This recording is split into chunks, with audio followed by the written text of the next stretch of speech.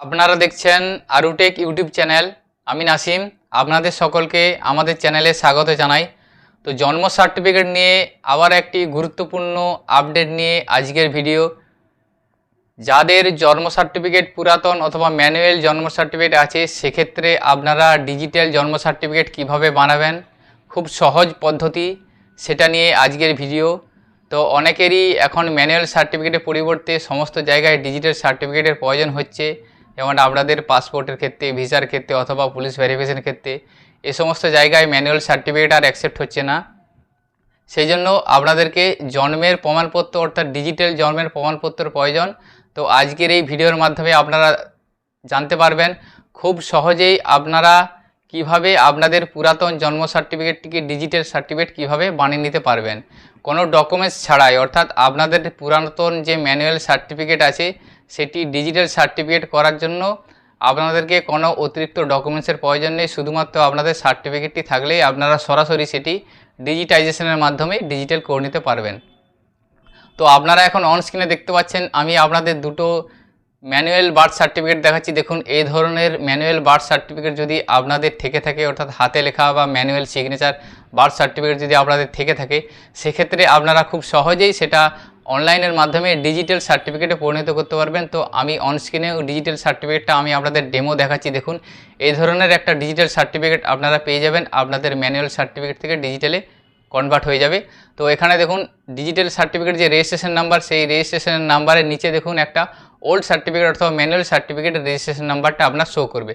অর্থাৎ আপনি যখন আপনার পুরাতন সার্টিফিকেট থেকে নতুন ডিজিটাল সার্টিফিকেট আপনি বাড়াবেন, সেক্ষেত্রে আপনার সার্টিফিকেটে ওই পুরাতন সার্টিফিকেটের নাম্বার বা রেজিস্ট্রেশন নাম্বারটা শো করবে। তো এই প্রসেসটা কিভাবে আপনারা করবেন সেটা নিয়ে আজকের ভিডিওটি স্কিপ না করে সম্পূর্ণ দেখবেন, সাথে থাকবেন। আশা করি ভিডিওটি আপনারা খুবই উপকৃত হবেন। সম্পূর্ণ প্রসেসটা আজকের এই ভিডিওর মাধ্যমে দেখাবো। কোনোরূপ ডকুমেন্টস ছাড়াই আপনারা আপনাদের পুরাতন হাতে লেখা ম্যানুয়াল সার্টিফিকেটকে সরাসরি ডিজিটাইজেশন করে নিতে পারবেন। তো তার আগে বলে রাখি, এই প্রসেসটা সিটিজেন লগইনের মাধ্যমে করতে পারবেন না, অর্থাৎ অফিস লগইনের মাধ্যমে এই প্রসেসটা সম্ভব। তো অনেকে হয়তো ভাববেন যে যেহেতু অফিস লগইনে সম্ভব, পাবলিক এটা অ্যাপ্লাই করতে পারবে না, তাহলে আমাদের জেনে কী লাভ হবে। ব্যাপারটা সেরকম নয়। ব্যাপারটা হচ্ছে আপনাদের জেনে রাখা দরকার আছে। শুধুমাত্র ইনফরমেশনটা শেয়ার করার জন্য আমি আজকের এই ভিডিওটা বানালাম। কারণ আপনারা যদি জেনে থাকেন সম্পূর্ণ প্রসেসটা, তাহলে আপনারা অফিসে গিয়ে জানাতে পারবেন যে আমাদের এই ম্যানুয়াল সার্টিফিকেটটা এইভাবে আমাদের ডিজিটাইজেশন করিয়ে দেন। জন্য আমি আপনাদের সাথে সম্পূর্ণ প্রসেসটা শেয়ার করছি। সর্বপ্রথম আপনাদেরকে জন্ম মৃত্যুর তথ্য .wb.gov.in এই পোর্টালটি ওপেন করতে হবে। এ ধরনের একটি পোর্টাল ওপেন হবে। এখানে দেখুন সিটিজেন সার্ভিস থেকে আপনি ডেট এবং বার্থের সমস্ত সার্ভিসগুলি পেয়ে যাবেন। কিন্তু সরাসরি ম্যানুয়াল সার্টিফিকেট থেকে ডিজিটাইজেশন সার্টিফিকেট করার ক্ষেত্রে আপনাদেরকে এই সিটিজেন সার্ভিস থেকে পাবেন না। এখানে দেখুন লগ ইন আইডি আছে, ইউজার আইডি পাসওয়ার্ড দিয়ে আপনাকে লগ ইন করতে হবে। শুধুমাত্র অফিস অথরিটি লগ ইন করতে পারবেন। তো অফিস অথরিটির মাধ্যমে আপনাদেরকে করতে হবে। আপনারা আপনাদের পুরাতন সার্টিফিকেটটা দেখে নেবেন যে সিগনেচারটা কোন ইস্যু অথরিটি আছে। অর্থাৎ আপনাদের যদি গ্রাম পঞ্চায়েতের সিগনেচার থেকে থাকে, সেক্ষেত্রে আপনারা গ্রাম পঞ্চায়েতে যাবেন, গ্রাম পঞ্চায়েতের লগ ইনের মাধ্যমে করতে হবে। আপনাদের যদি মিউনিসিপ্যালিটি হয়ে থাকে, মিউনিসিপ্যালিটির লগ ইনের মাধ্যমে করতে হবে। আমি ডাটা এন্ট্রি যে অ্যাকাউন্ট, সেই ডাটা এন্ট্রি ইউজারটা লগ ইন করতে হবে।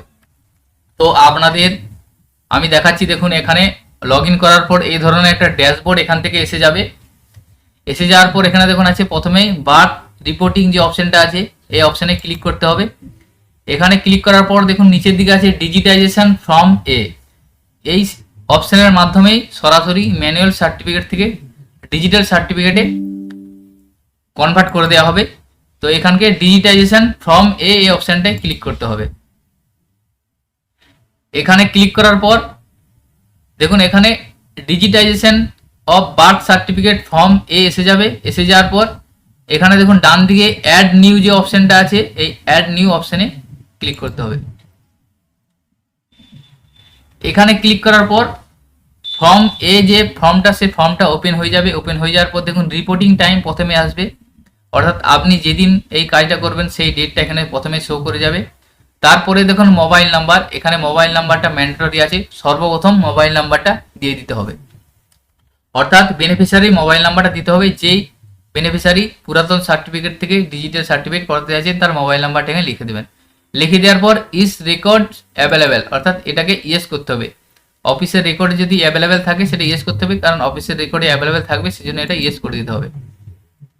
ইয়েস করে দেওয়ার পরে দেখুন যে রেজিস্ট্রেশন ডেট, তো এখানে রেজিস্ট্রেশন ডেটটা আপনাদের পুরাতন সার্টিফিকেটে পেয়ে যাবেন আপনারা, সেখানে রেজিস্ট্রেশন ডেটটা লেখা থাকবে, সেই ডেটটা এখানে ক্লিক করে আপনারা ডেটটা সিলেক্ট করে নেবেন। ডেট সিলেক্ট করে নেওয়ার পর দেখুন আছে রেজিস্ট্রেশন নাম্বার, এখানে এই পুরাতন সার্টিফিকেটের যে নাম্বারটা রেজিস্ট্রেশন, সেই রেজিস্ট্রেশন নাম্বারটা এখানে লিখতে হবে। লিখে দেওয়ার পর দেখুন আছে আপলোড ওল্ড সার্টিফিকেট, এখানে যে ফাইল ওল্ড সার্টিফিকেট যে পুরাতন বা ম্যানুয়াল সার্টিফিকেট আছে, সেই ম্যানুয়াল সার্টিফিকেট স্ক্যান করতে হবে, 250 কেবির মধ্যে স্ক্যান করতে হবে পিডিএফ ফাইলে। স্ক্যান করে এই পিডিএফটা এখানে চুজ ফাইলে ক্লিক করে আপলোড করে দিতে হবে। আপলোড করে দেওয়ার পর দেখুন একটা এখানে অপশন আছে ইজ লস অর মিসিং, অর্থাৎ পুরাতন সার্টিফিকেট যদি হারিয়ে গিয়ে থাকে বা নষ্ট হয়ে গিয়ে থাকে, সেক্ষেত্রে আপনাদেরকে ইয়েস নো করতে হবে। অর্থাৎ ধরুন কারো পুরাতন ম্যানুয়াল সার্টিফিকেট ছিল, সেই ম্যানুয়াল সার্টিফিকেটটা বর্তমানে নেই, অরিজিনালটা নেই, হারিয়ে গেছে, তার জেরক্স আছে, সেক্ষেত্রে আপনাদেরকে এখানে ইয়েস করতে হবে। ইয়েস করার পরে এখানে জিডি রিপোর্ট একটা আপলোড করতে হবে, অর্থাৎ সেই যে সার্টিফিকেট নষ্ট হয়ে গেছে বা হারিয়ে গেছে সেই জন্য একটা থানাতে ডায়েরি করতে হবে, সেই ডায়েরির কপিটা এখানে আপলোড করতে হবে 250 কেবির মধ্যে। এবং নিচে দেখুন জিডি নাম্বার, একটা জিডি নাম্বার আছে, সেই জিডি নাম্বারটা এখানে লিখতে হবে যদি সার্টিফিকেট হারিয়ে গিয়ে থাকে। সেক্ষেত্রে এই আপলোড সার্টিফিকেটের জায়গায় পুরাতন বা সার্টিফিকেট জেরক্স কপিটা আপলোড করলেই হয়ে যাবে। তো যদি সার্টিফিকেট পুরাতন থেকে থাকে তাহলে এটা নো করে দেবেন। নো করে দেওয়ার পর শুধুমাত্র সার্টিফিকেটটা এখানে আপলোড করে দেবেন।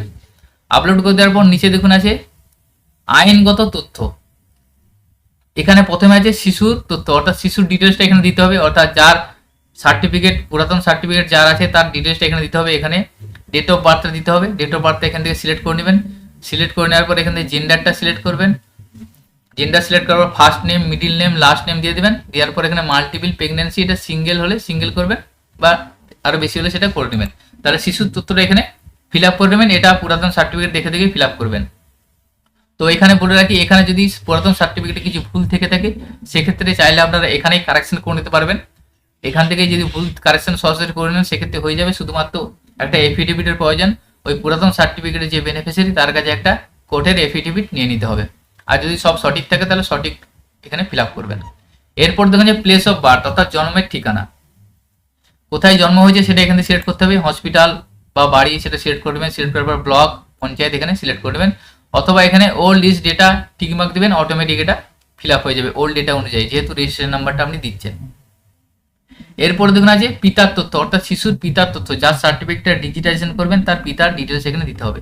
পিতার first name, middle name, last name দিয়ে দিবেন, মেল আইডি থাকলে দিবেন, এরপরে মোবাইল নাম্বার দিবেন। দেওয়ার পর এখানে একটা আইডি প্রুফ চয়েস করবেন পিতার, এটা এখানে আধার কার্ড সিলেক্ট করে নেবেন। সিলেক্ট করার পর এখানে আধার নাম্বারটা দিয়ে দিবেন। দেওয়ার পর এখানে দেখুন আপলোড আইডি প্রুফ, এখানে পিতার আইডি প্রুফ আপলোড করতেও পারেন বা নাও করতে পারেন, এটা অপশনাল আছে। যদি আপলোড করে দেন কোনো অসুবিধা নেই, 250 কেবির মধ্যে আপলোড করে নেবেন। এরপরে আছে মাতার তথ্য, এখানে যার সার্টিফিকেট ডিজিটাইজেশন করছেন তার মায়ের নাম এবং মেল আইডি, মোবাইল নাম্বার দিবেন। সেম একইভাবে মায়ের আধার কার্ড সিলেক্ট করে আধার কার্ড নাম্বারটা দিবেন। দেওয়ার পর এখানে আধার কার্ডটা আপলোড করে দেবেন। তো এখানে মনে রাখবেন পিতার আধার কার্ড আপলোড করা ম্যান্ডেটরি নয়, মাতার কিন্তু আধার কার্ড আপলোড করতেই হবে। অর্থাৎ যে সার্টিফিকেটটা ডিজিটাইজেশন করছেন সেই সার্টিফিকেটটা আপনার লাগছে এবং তার মায়ের আধার কার্ডটা এখানে লাগছে।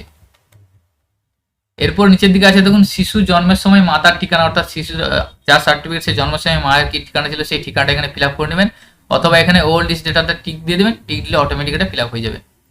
এরপর দেখুন পার্মানেন্ট অ্যাড্রেস, তো মায়ের স্থায়ী ঠিকানা, স্থায়ী ঠিকানাটা ফিল আপ করে নেবেন। আপনারা ম্যানুয়ালি ফিল আপ করতে পারবেন, এছাড়াও ওল্ড ডেটা টিকমার্ক দিলে অটোমেটিক এটা অ্যাড্রেসটা ফিল আপ হয়ে যাবে। এইভাবে সম্পূর্ণ ডেটাটা ফিল আপ করে নেবেন। ফিল আপ করে নেওয়ার পর সাবমিট অপশনে ক্লিক করবেন। তো এখানে সাবমিট অপশনে ক্লিক করে দেওয়ার পর একটা অ্যাকনোলেজমেন্ট নাম্বার এখানে পেয়ে যাবেন। তাহলে প্রথমেই ডাটা এন্ট্রি লগ ইন থেকে শুধুমাত্র এই কাজটা করে নিতে হবে, অর্থাৎ ফর্ম এটা সাবমিট করে নিতে হবে। সাবমিট করে নেওয়ার পর সম্পূর্ণ কাজ এখানে শেষ। এখানে একটা অ্যাকনোলেজমেন্ট নাম্বার আপনারা পেয়ে যাবেন।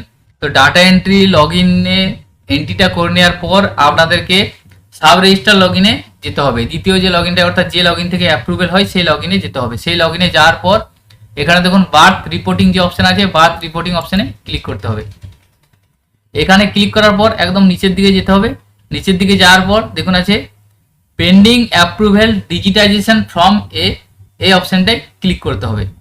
তো এখানে আপনার যে ফর্মটা এন্ট্রি করেছেন সেই এন্ট্রি ডিটেলসটা এখানে শো করবে। এখান থেকে আপনারা অ্যাকশনে ক্লিক করবেন। অ্যাকশনে ক্লিক করে দেওয়ার পর দেখবেন সমস্ত ডিটেলসটা এখানে শো করে যাবে। অফিস এই সম্পূর্ণ ডেটাটা চেক করবে, চেক করে নেওয়ার পর এখানে ঠিক থাকলে এখানে এটা অ্যাপ্রুভাল দিয়ে সাবমিট করবে। অ্যাপ্রুভাল দিয়ে সাবমিট করে দেওয়ার পরই ডিজিটাল সিগনেচারের কাছে চলে যাবে। সেক্ষেত্রে আবার এই বার্থ রিপোর্টিংয়ে যেতে হবে।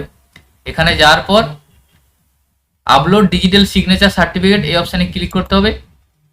এখানে ক্লিক করার পর সমস্ত ডেটাটা এখানে এসে যাবে। এরপর এখানে ডিজিটাল সিগনেচার করে নেওয়ার পর সিগনেচারটা অ্যাটাচ করে ডিজিটাল সিগনেচার করে নেওয়া হবে। ডিজিটাল সিগনেচার করে নেওয়ার পর ওই বেনিফিশিয়ারি যে মোবাইল নাম্বার দিয়েছিল সেই মোবাইল নাম্বারে SMS চলে যাবে যে আপনাদের সার্টিফিকেটটি ডিজিটাইজেশন করা হয়েছে।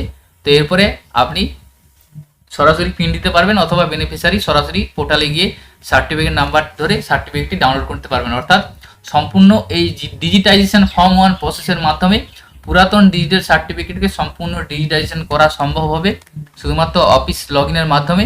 সেক্ষেত্রে শুধুমাত্র পুরাতন বা ম্যানুয়াল সার্টিফিকেটটি প্রয়োজন এবং তার মায়ের আধার কার্ডের প্রয়োজন।